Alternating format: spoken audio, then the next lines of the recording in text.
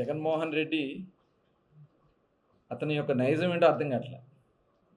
ఇప్పుడు ఇది ప్రజాస్వామ్య దేశంలో ఉన్నామా? లేకపోతే ఎక్కడన్నా ఆటవిక ప్రాంతాల్లో ఉన్నామా అనేది ఒకసారి మనం అందరం కూడా గమనించాల్సినటువంటి విషయం. ఒక బాధ్యత కలిగినటువంటి ఒక రాజకీయ పార్టీ, ఈ రాష్ట్రానికి ముఖ్యమంత్రిగా పనిచేసినటువంటి వ్యక్తి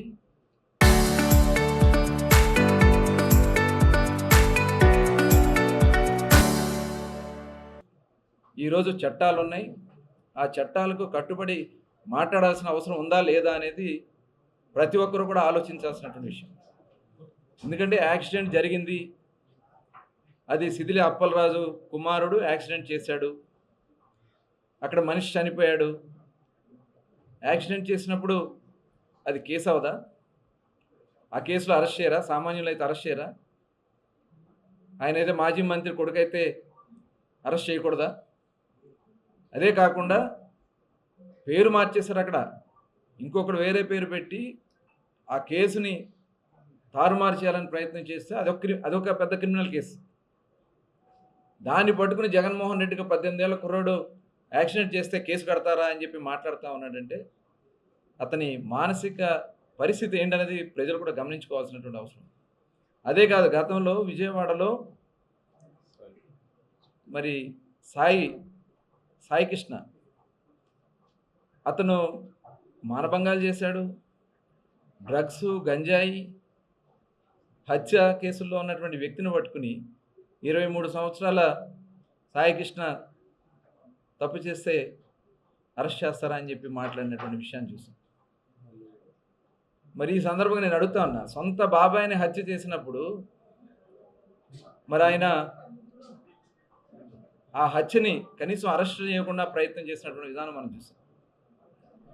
అంటే గొడ్డలతో నరికేశారని చెప్పి మొత్తం వివరాలు సొంత బాబాయ్ కూతురే చెప్పింది.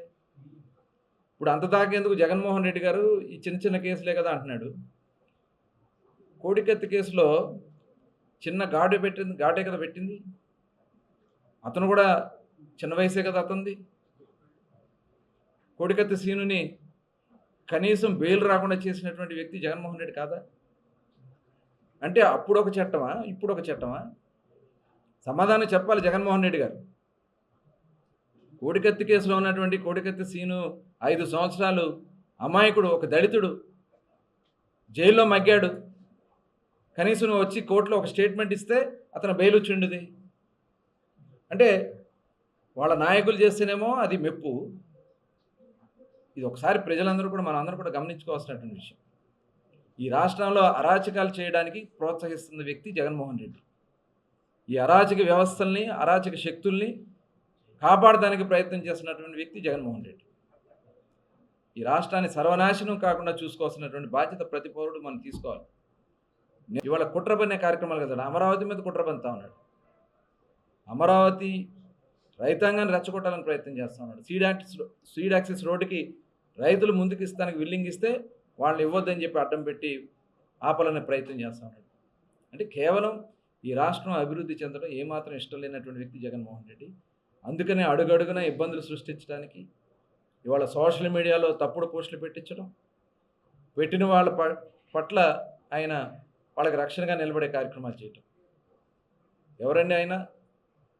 కులం పెట్టి మతాన్ని, హిందూ మతంలో శ్రీరామచంద్రుడిని అమితంగా ప్రేమించే శ్రీరామచంద్రుడి మీద పోస్టులు పెట్టినటువంటి రావణ్ణి నువ్వు అతని సపోర్ట్గా మరి మద్దతు ఇస్తున్నావు. నీకు సంబంధించినటువంటి వ్యక్తులు పెట్టి అతని బెయిల్ కోసం ప్రయత్నం చేస్తాను.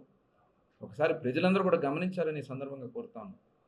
మాది ఒకటే లక్ష్యం, గౌరవ ముఖ్యమంత్రి చంద్రబాబు నాయుడు గారు, ఉప ముఖ్యమంత్రి వారు పవన్ కళ్యాణ్ గారు, లోకేష్ గారు, కేంద్ర ప్రభుత్వం నరేంద్ర మోడీ గారి సహాయ సహకారాలతో ఆంధ్ర రాష్ట్రాన్ని అన్ని విధాలా ముందుకు తీసుకెళ్లడమే మా లక్ష్యంగా తెలియజేస్తాం.